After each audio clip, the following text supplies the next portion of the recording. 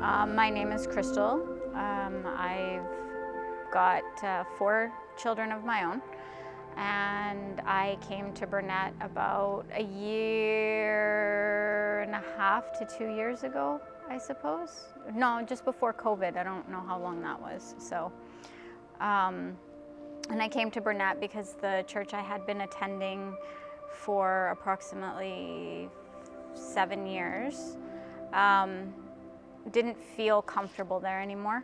So I started just before COVID looking around for a different church where I would feel comfortable.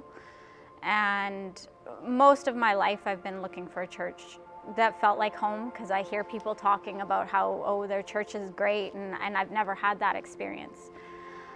So I tried out a couple other churches, went to a couple services, and this church is right down the road from me, and I drive past it every day, and I never really thought to come here. And I had been praying a lot about finding a new home church, and when I was doing a search of churches in my area, Burnett came up. So I checked out the website, and I thought I would come and give it a chance, and I came here, and it felt comfortable. So yeah, I started attending regularly, and everybody was there's just a very different feeling here than any of the other churches I've ever been to, and I've been to churches everywhere from Texas to here. And there's just a very welcoming, comfortable feeling here, whether you've been here a day or you've been here for much longer. It's just always comfortable, and this feels like home.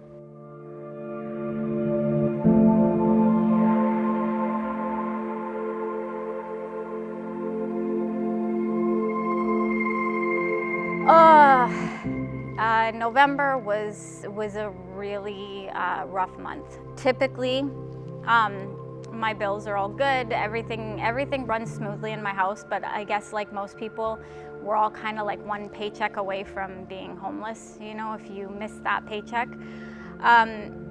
So in November, there was a few things that happened. One that significantly affected my finances. We had roofers fixing a leak or something. I guess the whole roof ended up needing to be replaced. So we had roofers replacing the roof, and they were using blow torches on the roof, and they caught the ducting that runs into the back of the dryer on fire. That ducting in my house runs down through my attic into my youngest son's room, and then through his closet, and then into the back of the dryer. In that closet was, besides a bunch of linens, because it was the only place to store it, was a bunch of his toys and a lot of my late husband's belongings. The whole closet, and subsequently a lot of his room, was destroyed. So all of that stuff needed to be replaced. All of the bedding that I had in there, all the linen stuff had to be replaced. And I don't have homeowners insurance or home renters insurance or whatever. So my landlord's home insurance doesn't cover any of the damaged property, my damaged property. So that was the financial hit that we took in November. As well as, all the extra stuff for cleaning and all the stuff that needed to be done. Being that it was so close to Christmas, things were really tight financially. So I got a phone call from my son's school, Alouette Elementary, from the principal, who they were aware of the fire, and the principal asked if I would be okay. They had a, she said, a basket. She said a basket. We have a basket for you if you're okay with accepting it. And so I said, yeah, okay, not thinking, too much of it. And she said, okay, I'll meet you when you drop the boys off. So I got to the school, and I got she gave me this purple Purdy's bag. And I put it on my front seat, and I said thank you. The boys got out, they went to school, that was done. And then I got to work into the underground parking lot, and I opened the Purdy's bag and I reached in, and the first thing that I grabbed was a card. And so I, took the card out of the envelope and opened it up, and there was a gift card in there for Superstore. And I moved the gift card and read the card, and it was from Burnett Church. And I thought that was that was pretty cool. It kind of felt like God, God saying, look, your family's taking care of you. It just felt really good to open that card up and see something from a place that's become very important in my life. Coming to church is not a chore anymore. It's something I look forward to every Sunday, and I've never had that. I've never felt accepted really anywhere, and Burnett, I feel accepted. And that's a really nice feeling.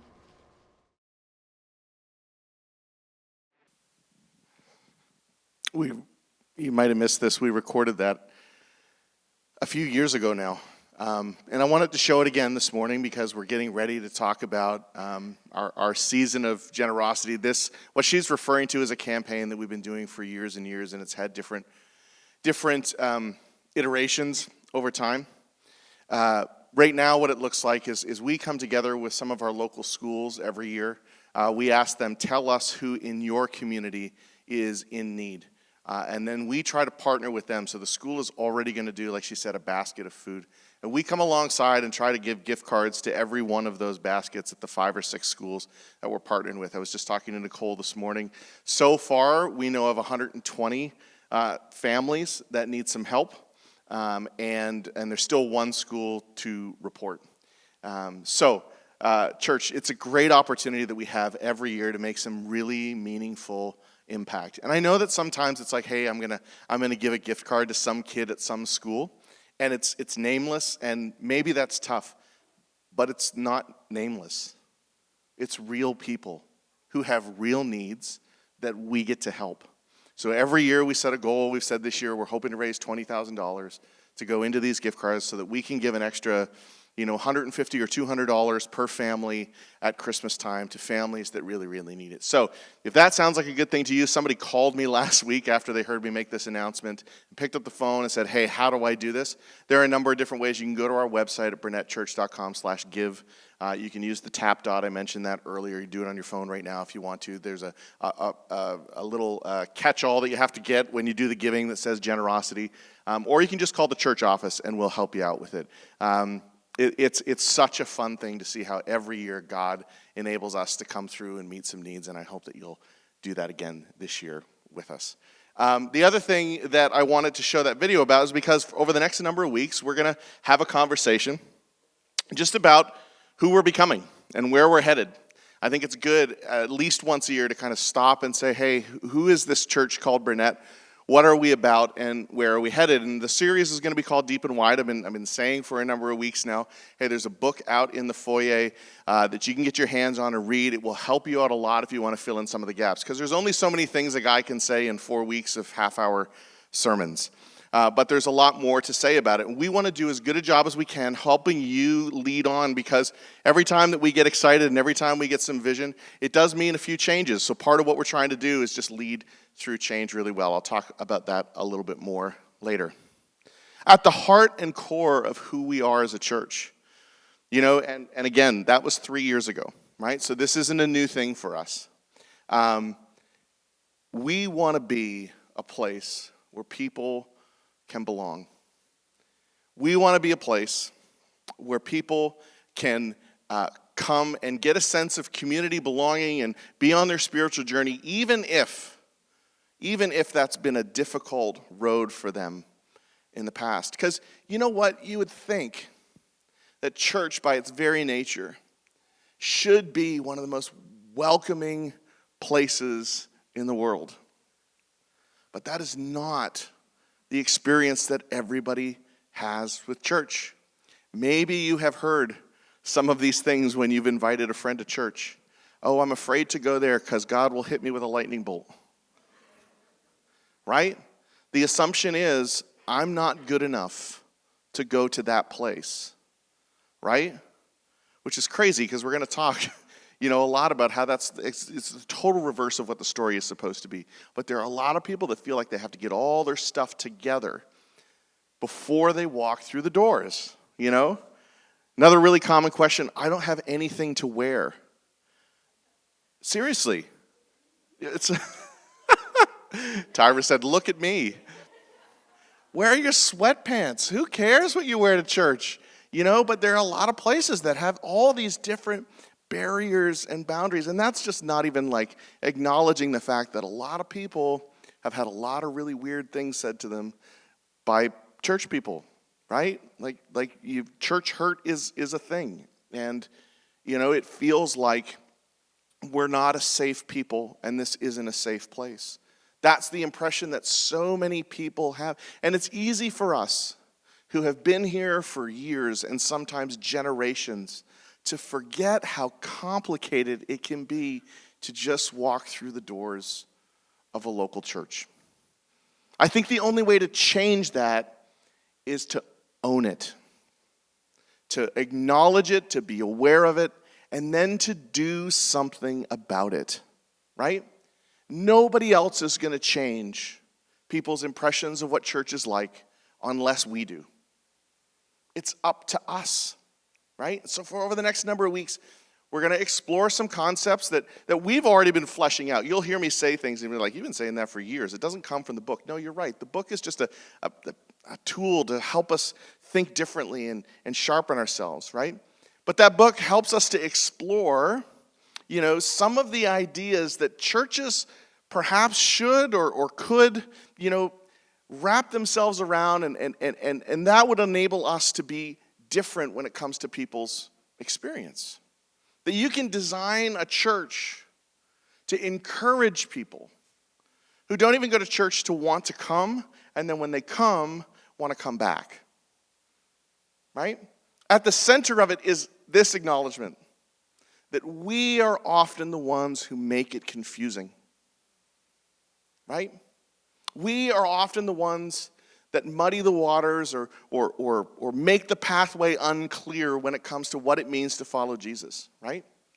Because along the way, we add these expectations that are normal for us, these traditions or these opinions, and they almost always start from a good place. Almost always have meaning to someone, but what ends up happening is over time we get so committed to the non-essentials that feels like they become the essentials. Right? And those traditions have a way of fossilizing, and then they have a way of becoming, these big boulders and barriers to people's journey. But if that's true, I think it's also true that we can be the ones who clear the path. Right? Let me give you an example. When Melissa and I were newly married, so much younger than we are now, we had no children except for a fur baby. His name was Telly. He was a 100-pound Siberian Husky. He was a good boy. He was a really good boy. And we took him to go visit my mom and dad at Christmas time. My mom and dad were living in small town Ontario, Harriston, Ontario. It is like in the middle of nothing and nowhere. Okay? And to get there, we had to drive from London, where we were living, to Harriston. And because we were young, we were still easily manipulated, which means that we were stupid enough to get in the car even though there was like a legitimate blizzard going on. We were like, but my mom will be so disappointed if we don't show up. If that happened now, I'd just be like, tough beans, Mom. I'm not going to see you. Get out of here. But at the time, I was young and impressionable and still wanted my mom to love me. And so we got in the car with the fur baby and we began to drive. Now, as luck would have it, we got behind a snowplow, which was amazing. I don't know if you've ever been in a winter storm and had the magic of the snowplow come in front of you. We just tucked in behind that snowplow and rode his tail for many, many, many miles, but not too far from where my mom and dad lived. He went in one direction and we had to peel off and go in another direction. So now all of a sudden we have to deal with the roads as they really are, right? Because we're in the middle of nothing in nowhere. And the roads are all full of snow. And we're driving, and I'm white-knuckling it. We're trying to stay on the road. And this big transport truck comes down the street. So while we're going through all this extra snow, with no snow tires, by the way, because we were young and foolish, he comes by, the wind hits the car, we go into the ditch. It's the only time I've ever crashed a car, right? The only time I've ever crashed a car.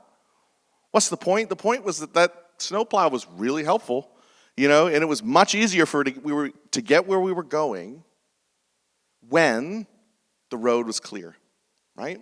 I think you and I can be that snowplow for some people on their journey towards Jesus, right? And consequently, we can also be the blizzard if we're not careful, right? What Crystal's story reminds us of is that people need the path to be cleared, right? Like it isn't easy for everyone, right? There are people out there today, right now, people who wonder, is there a place for me at anyone's church? And what's really interesting is it's not a new question. It's a really old question. It's a question that even Jesus' disciples had to wrestle with after he left them to church to be responsible for, right? So we're going to open up to Acts chapter 15 if you have a Bible on your phone or you brought your Bible with you. By the way, I just love this morning for all of you parents who are getting your kids to bring their little Jesus Storybook Bible to church. Oh my Lord, yeah. Thank you, Kidsmin team, for teaching our kids the value of bringing their Bible to church. It's such a cool thing. And I love that Jesus story. If you don't have one of those and you want one for your kids, will you please let us know? Because I want to get one of those in the hands of every little kid in our church. If you don't already have one, get one because they are the greatest thing. Okay, so look, you might have brought your Bible this morning. That's awesome. You might have it on your phone. If you don't, it's cool. We put it up on the screen. Don't worry about it. Here we go. This is what Acts chapter 15 begins to say. Just as a little bit of context, what you need to know is that this is the very early days of the movement of Jesus after Jesus has left earth, okay? And the church is exploding. Paul has left to go on his mission journeys, and he starts stopping in all these, non-Jewish cities around their area, and he's telling people about the good news about Jesus. And people are responding and things are happening, but that's creating some challenges for them. That's where we pick up right now. Here's what Acts chapter 15, verse 1 says. Some men came down from Judea to Antioch and were teaching the brothers, unless you're circumcised according to the custom taught by Moses, you cannot be saved. Let's have a men's conference like that. How many dudes do you think are showing up for that, right? Like, hey, I know that you think you're saved, but guess what? There's one thing still you have to do. I don't think salvation sounds that good anymore. It was a really good deal before I had to get surgery in order to become a follower of Jesus, right? But to the early Jews who had become Christians, right? Like this is what you did if you wanted to be identified with the God's people, right? Circumcision was the sign of inclusion in God's chosen people. They had been taught to protect it at all costs, right? Even though it was probably a deal breaker for a lot of the people they had already proselytized, right? Verse 2 says, this brought Paul and Barnabas into sharp, no pun intended, dispute and debate with them. So Paul and Barnabas were appointed, along with some other believers, to go from Antioch to Jerusalem to see the apostles and the other elders about this question. Okay? Here's what you need to know. This is so important that these men are about to walk 300 miles to get an answer about this. I would probably be inclined to walk 300 miles if it saved me from circumcision too. Right? But this is not like some light theological debate. Paul and Barnabas are convinced that this is so important. They are desperate to protect the center and the heart of the gospel that they've received from Jesus. Right? Verses 3 and 4. The church sent them on their way, and as they traveled through Phoenicia and Samaria, they told how the Gentiles had been converted. Paul just can't help telling the stories about what God is doing. Right? Every stop along Paul's journey is an opportunity to share the story of grace. And this, of course, made people very glad. Think about the weeks where we have in Celebrate Baptisms. We celebrate like crazy, right? I said this the last time we did them. I'm in the habit of saying it. If you haven't heard me say it, I'll say it again.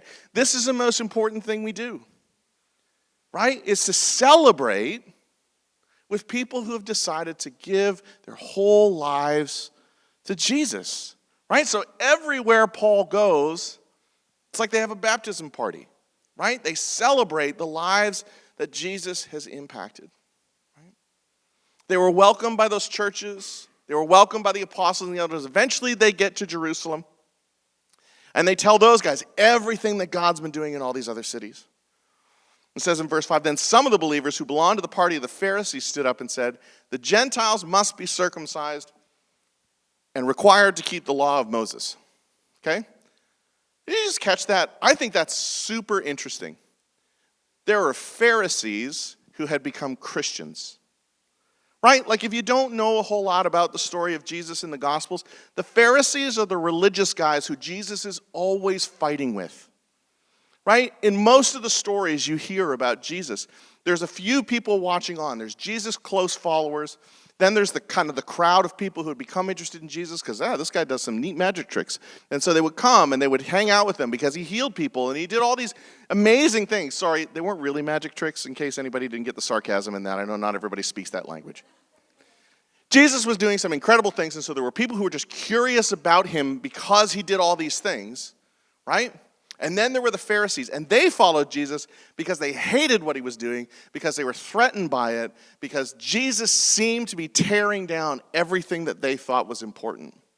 And he's constantly in conflict with them.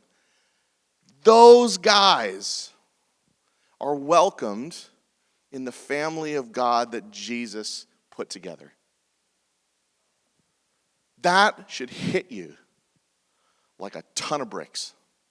Because when Jesus preached, pray for your enemies and those who persecute you, he obviously meant it and lived it out in such a way that his followers went, even those knucklehead Pharisees, they can be a part of this new thing that we're building in the name of Jesus. But they were still knuckleheads because they're trying to make the journey more difficult, right? Follow the law, change your culture, clean up your life, and then you can belong, right? Do all the stuff that we've been saying for years, and you can be a part of what we're about. But Peter stands up and says, there is a clearer path than that. And God already proved it because of what he did a few chapters before. If you go back in the book of Acts and read chapters 10 and 11, you understand what Peter says next. He says, after much discussion, Peter got up and addressed them. Brothers, you know that some time ago God made a choice among you that the Gentiles might hear from my lips the message of the gospel and believe. So God, who knows the heart, showed that he accepted them by giving them the gift of the Holy Spirit, just as he did to us. He did not discriminate between us and them, for he purified their hearts by faith. Right? So we're not going to go back and read Acts 10 and 11, but I'll summarize it for you. Peter has this dream, this vision, where God invites him to eat a whole bunch of food that his Jewish heritage says he's not supposed to eat. Right? They considered it unclean. Right? Life without bacon. Terrible life. But this is where Peter was. And Peter was like, no, I'm not going to eat that, God, because I'm not supposed to. Right? And then God's like, yeah, Peter, it's not for you to decide what's clean and unclean. I said it's clean, so go ahead and eat it, right? And the next morning he wakes up and he gets a visit from this man named Cornelius, who is not a Jew. He's what they call a Gentile, right? Which is just a generic term for everybody who wasn't Jewish, okay? So this guy who's not Jewish shows up, and he asks Peter to follow him to his house so that he can hear about Jesus. And Peter, because of the dream, he understands what God is doing. He gets up and he goes and he preaches to Cornelius and his household. Not only do they believe, but they receive the gift of the Holy Spirit. Okay? which affirms their inclusion in what the Old Testament and all the Pharisees thought wouldn't be allowed, right? So Peter comes to this conclusion. Now then, why do you try to test God by putting on the necks of these other people, of these Gentiles, a yoke that neither we nor our ancestors have been able to bear? What's he saying? He's saying, hey, we have been trying for thousands of years to live by the law and to do enough to be accepted by God. And we have failed in doing it our way. So why in the world would we try to saddle up all these new believers with all these laws? No, he says. We believe that it's through the grace of our Lord Jesus that we're saved, just as they are. To understand the stakes of what's going on here, right? They're not just trying to be nice, right? They're not trying to water down the gospel. They're fighting for the heart of the gospel, the purity of the gospel. Faith by grace alone. Peter is basically saying, look, we've already ended up in the ditch once. Do you really want to go back there? Like, shouldn't we do something else? Snow tires, or maybe tell mom that we can come visit her a couple days later when the snow has all been cleared up? Right? Like, maybe there's a different way, guys. The gospel of Jesus, Peter is saying, sets us on a new and better path. We don't have to go back to the way that it was before because Jesus has cleared a different way. And it's for everybody, not just for the Jewish community. Why would you want to stay and keep others enslaved to something that hasn't worked? And in this moment, I think the question being asked is what kind of movement do the apostles want to have? And what kind of a movement do we want to be a part of? I still think it's a question that every church has to ask itself over and over and over again. What kind of church will we be? In Acts 15, 12 to 18, I'm going to summarize a little bit of this here. Paul and Barnabas start telling their stories again. They're like, yeah, and by the way, this is not just happening here in Jerusalem. It's happening all over our region, okay? And everybody's very excited. And then James steps in, right? James, the brother of Jesus. James, the guy who decided that my blood brother is actually the Son of God, right? He gets a lot of street cred from me for that, right? This is what James did. He goes and he makes his way through connecting some of the Old Testament prophecies about the Messiah. And he concludes with this statement, and this is the big one. This is the one we're trying to get to today. It is my judgment, therefore, that we should not make it difficult for the Gentiles who are turning to God. If this mic wasn't so expensive, I would drop it. Right? Like, punctuated, mic drop, big noise. We should not make it difficult. And that defined the posture of the early church in a moment. Sometimes people get really nervous when we start talking about doing church like this, like seeker-sensitive church or whatever, which is not quite what we're talking about, but it's a label that people give, okay? As if it's something new. It's not new at all. It's 2,000 years old. It's James's invention, not Bill Hybels or whoever you attributed that to. Sorry, that's a bit insider. If you're not a church nerd, you probably don't know who that is. It's fine. You can ignore it. Every generation has to answer this question. In their days and in their ways, will we make it easier or harder for people who are turning to God? Right? Think about it. What might be... Okay, so just so you know, it isn't this church's opinion that you need to get circumcised to become a follower of Jesus. Good news, dudes, you can come to the men's event next weekend. We don't have any tricks up our sleeve or knives in our pockets. Okay? Okay? Just to it's all good. It's not a trick. It's not what's coming next. Okay? But we probably do have barriers we put up, right? Like politics. It's the P word. Right? The way that we see people's relationship status, right? Addictions. Sometimes we use our theology to create barriers for people. Sometimes it's money. Either you have too much or you don't have enough, and so you can't belong. Like I said before, sometimes it's just like what you wear, right? The list goes on and on and on. People are so creative at this. There are so many ways that we can actually block the way to Jesus. So we have to ask ourselves all the time, constantly, over and over and over again, where have we made the pathway treacherous? What have we done that is unhelpful? But I tell you what, here at Burnett, as myself and our leadership board have poured over some of these things and talked about it, we just want to be the kind of church that makes the pathway clear to Jesus, where anyone can belong before they believe, and where belief has a natural way of leading to becoming. How do we do that? I think we have to get the order of operations right first. And that is grace first. Always grace first. Period. Long pause for dramatic effect. Then, once grace has done its work, the instructions of love, how to live out a life dedicated to Jesus, follow that.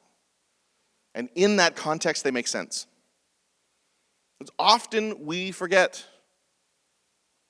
obedience is not the source of salvation. That is given freely to you through the grace of Jesus Christ. You don't have to do anything for it. Even when we don't deserve it. But we all don't deserve it. I was in here the other day and somebody was making a joke. I can't remember who it was, and they called me a sinner. And I was like, yep, that's exactly who I am. Right? Because we all are. None of us are perfect. That's why we say no perfect people allowed. If you think anybody in here isn't a sinner, you're at the wrong place. Everyone in here does naughty things sometimes. It's just part of the human condition. That's why we need Jesus, because we would never be able to get it perfect on our own. So the Old Testament teaches us. That's what these guys are talking about. So Jesus' movement is led and built on grace, not obedience. Obedience is not the way to experience grace. Obedience is the byproduct of understanding grace. We do it because, oh my gosh, like God loves me so much. It's really hard not to just quote John 3:16. God loved me so much that he came himself to die and be raised to life so that I could know who to follow and who had the source of life in their hands. And that love has won my heart. And now my heart responds by loving others and doing the things that God asks me to do. And I understand if I do what he asks, I get closer to him. And I get to experience him more. Wow, that's amazing, right? You got to get the order of operations right, which is why our invitation sounds like this. Come as you are. Come as you are. And the second part that we say, like, don't stay that way, it's just going to happen when you run into the grace of Jesus, right? The grace of Jesus, when it's understood and accepted, changes people, right? The response becomes natural. And that's what the early church chose in Acts 15. They chose to go wide enough for everybody to be included and deep enough that they would meet Jesus, and Jesus would call them to the life that he wants them to live. And this is the movement that we insist on being a part of.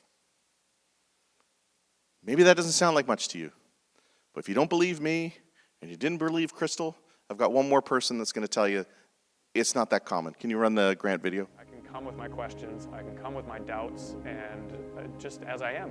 And I think that's one of the favorite things I love about Burnett, and has not always been my experience at other churches. So if you're hearing this and you're like, well, of course that's how church should be, it's just not the case at every church and in every community. And so I really appreciate about that, both around the staff and you as a congregation, that I'm just allowed to come and be who I am and figure it out along the way. Not a lot of people know this, but I met Grant really early on when we moved here. And Grant was on staff at Hillsong Church back before it all blew up. And if you're into church and you kind of follow these things, it's a church that a lot of people would think, man, they get a lot of things right. Right? Big, successful church. Grant spent most of his life, he was a part of some other churches before, but moved to Sydney, joined their staff, got in deep. And guys, like if he's saying that, sometimes, this is his story. At some point, even for him, he's like, I have questions that aren't welcomed here. As a staff member, as a young man just trying to figure out God. It's not common. Let me address some of the most common concerns. I can feel, it rumbling around, at least in somebody, right? This whole idea that like when we do this and when we get really serious about this, it means we have to water stuff down. It's just not true. It's just not true. And incidentally, that's why the series is called Deep and Wide, not just wide. It is possible to do both, right? It's possible to do both. And here's how. If you actually read that book, you'll, like I said, a whole bunch of things will get filled in for you. But one of the most startling statements, or one of the most helpful statements, maybe is a better way to put it, that I read in that book was this. Look, we're going to be really serious about curating environments for unchurched people, not content for unchurched people. Okay? There's a difference, right? That's how you can go wide and deep at the same time. We can have all the conversations we want about Jesus and his way and what it means to follow him, right? And we just follow Jesus in this. Like, you go read the Sermon on the Mount. Jesus leads with this beautiful invitation and all this love, and then he goes about, creating this even higher barrier of expectation, even from what the law had been. These two movements, going wide and going deep, they're not in opposition. They can be achieved at the same time. I think it's all about posture, right? It's funny that we find it so hard to choose between grace and truth, isn't it? It's so hard to choose grace. I don't know why that is. We sing about it all the time. We have been for like 250 years, right? Amazing Grace, how sweet the sound. It's like the anthem of Christianity. It's the one Christian song everybody knows. Amazing Grace. And yet, we find it really difficult to choose grace and offer it to others freely. Grace is and must be the leading edge of every environment in our church. And that's a huge statement. Don't miss it. If grace is the leading edge, it affects our concern for every space that we curate. To not make it difficult is not just the calling of the big room on Sunday morning or the foyer on Sunday morning. It's the calling for kids and youth and small groups and absolutely everything that we do. And it will affect us practically, right? Because if we're honest, just about every church on earth will say they want to reach people outside their own walls. And few are willing to put in the work and make the sacrifices that are required. We're going to, in every program, every environment, every leader, every volunteer, every space that we touch. Because it's one thing to say that you value something, and it's entirely something else to let it shape your DNA. The first church I ever worked for hired me out of a church that had a heart for lost people because they wanted to reach lost people. I thought, this is a great fit, right? Seemed like a good thing. Hey, here's a guy who works for a church that's pretty good at reaching out to the community around it, and we're going to bring him in, and he's going to help us do this thing. And then I got there, and I was like, well, we have to make some changes. And then we started making some changes, and people got upset because they couldn't have all the things that they wanted. They would have to sacrifice some things so that some other people could come to know Jesus. And it was a lesson I learned really early on. Just because we say we want to reach out doesn't mean we're ready to give up the things that we love, like our music or our insider language or our comforts or our broken theology, right? All of those things are things that we want to evaluate and think about.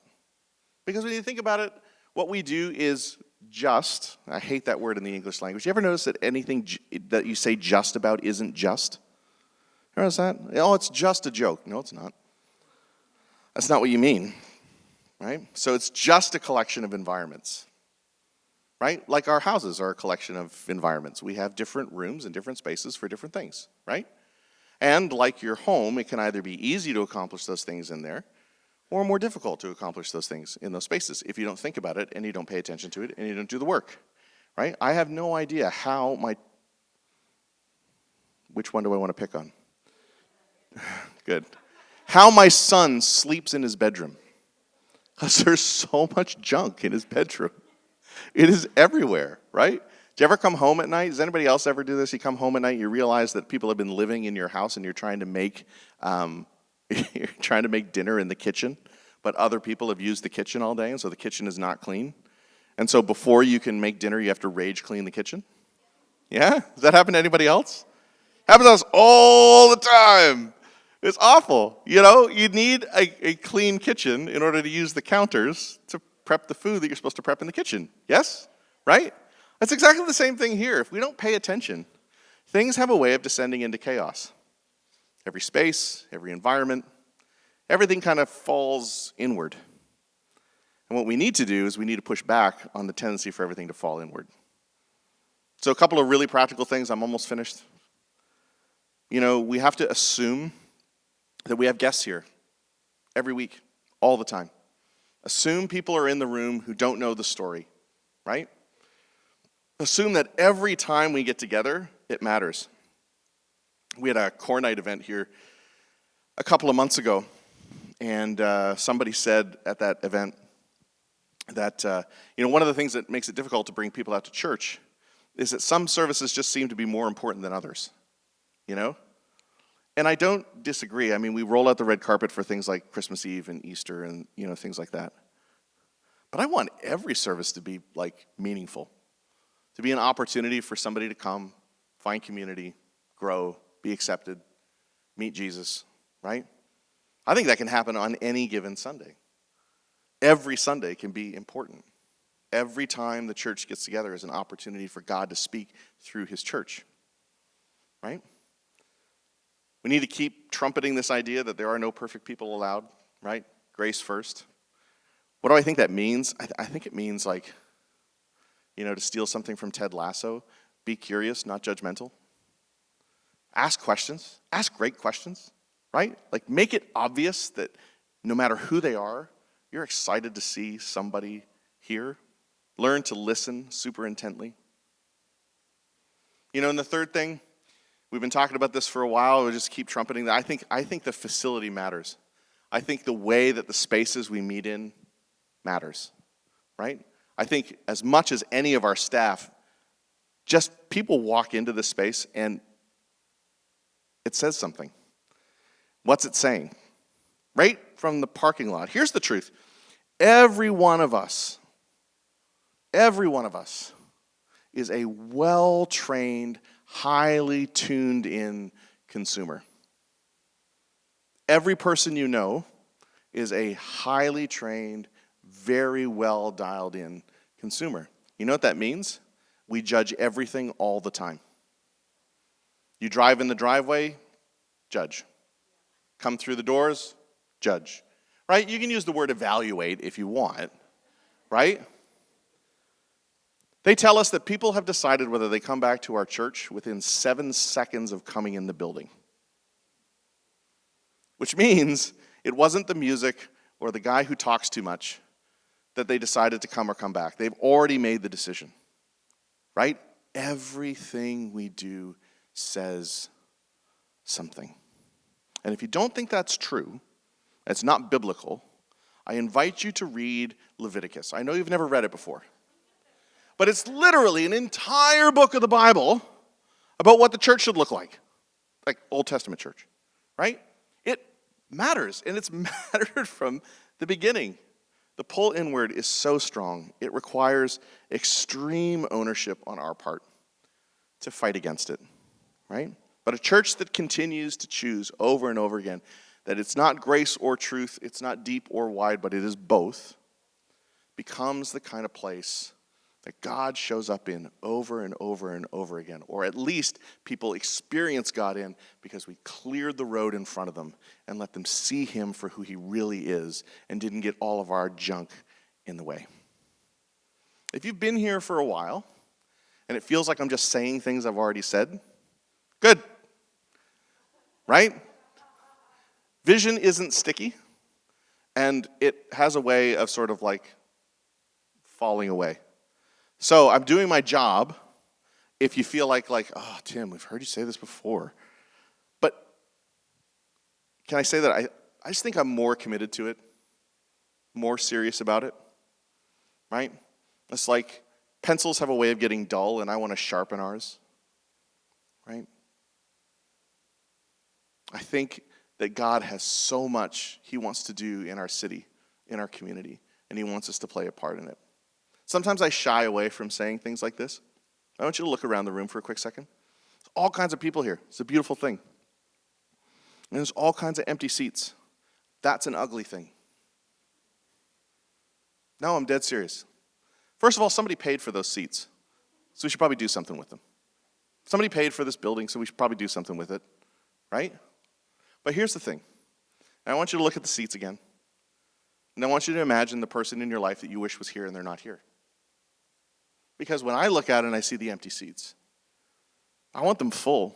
And I don't want them full because, I know there are pastors out there who make it all about them and growth, and that hurts people. And I'm not talking about that. I know that you have people that you want to meet Jesus. And it breaks my heart when I look at those seats and they're empty. And I think it breaks your heart if you stopped and thought about it for a second. That there are people that you know who need to know the love of Jesus, the love of his church, and they're not here. Every one of those seats, every one of those people is one Acts 15 decision away from having the road cleared for them. Right? It is an opportunity that God has given us to play a tiny part in his plan for people's lives. It's an opportunity for us to say, again, we're not going to make it difficult for people who are turning to God. So we're going to stretch ourselves to fill them.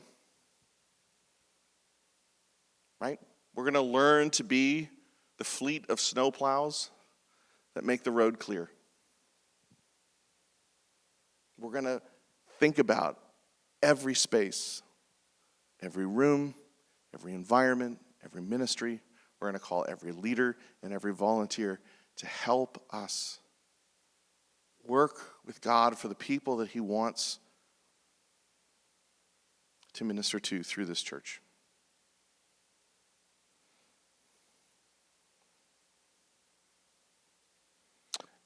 And we're going to do our best, not just in the next couple of weeks, but out into the future to help all of you get as informed as you want to be to come along with us, okay? It's like I said, the next 3 weeks we're going to continue this. We're going to have some conversations. There's still a couple copies of that book out there. If you've read it now and you're finished with it and it's sitting on a shelf at home, can you bring it back so somebody else can read it? That would be amazing. On January the 17th, we've set aside half a day to run a small conference where we're going to talk about more of this stuff. The registration for that is up and online already. We would love as many of you as possible to come. And I watched yesterday during the women's conference the result of what happens when people don't register ahead of time. Okay? Because we plan the number of seats that we're going to put out for the number of people who register. And then somebody came in late and couldn't find a seat because we didn't have enough seats because some people didn't register and came to the thing. So it's really important for you to register for things when we ask you to. Okay? All right? Guys, I'm so excited about what God has been doing in our church.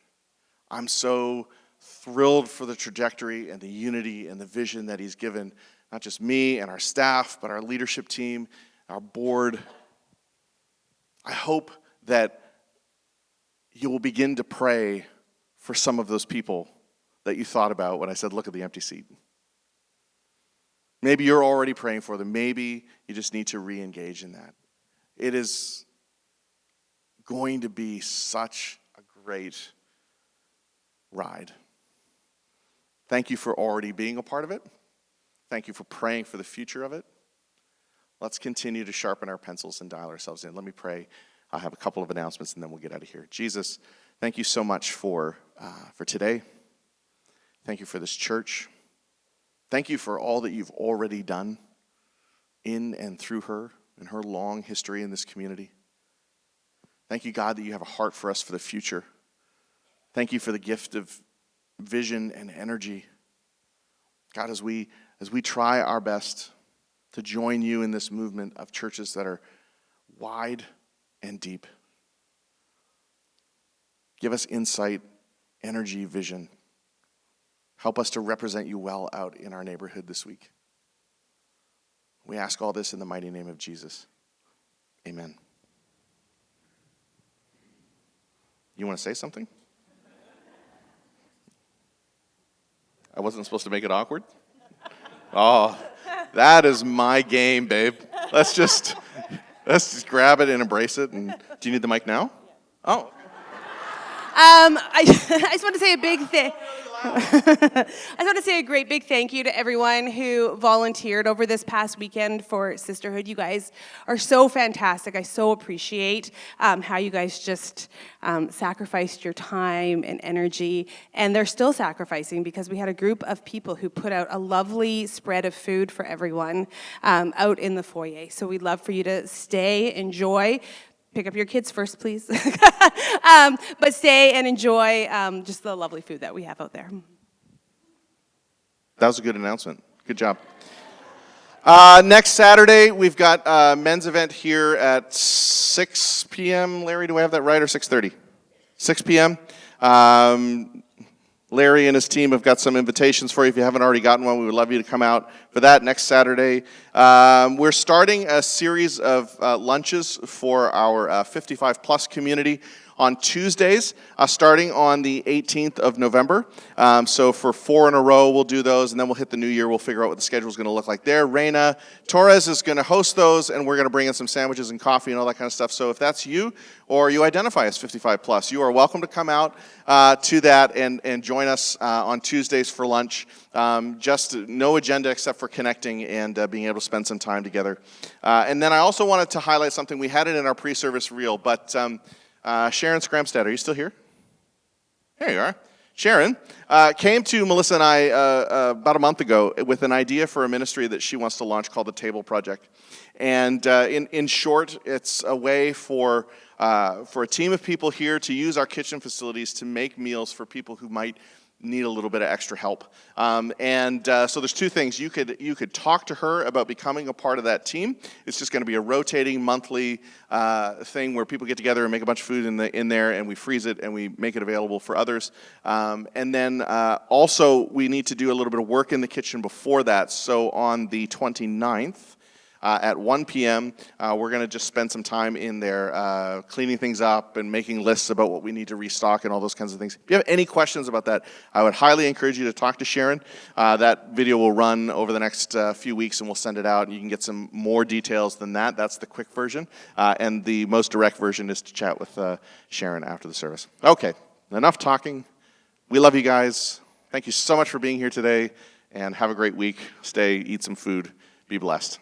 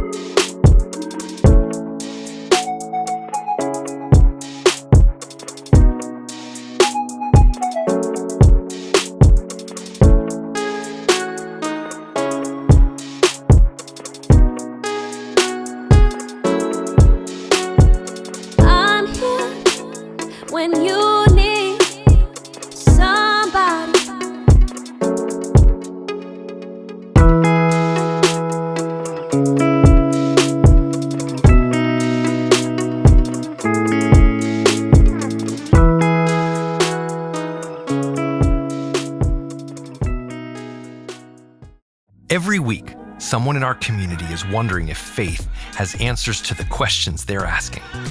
They want to know if the church still has something real to offer them. They're hoping there's a place where they'd be welcome, even if they don't believe yet. That's why we're outward facing. We are committed to removing all unnecessary obstacles for people turning to God.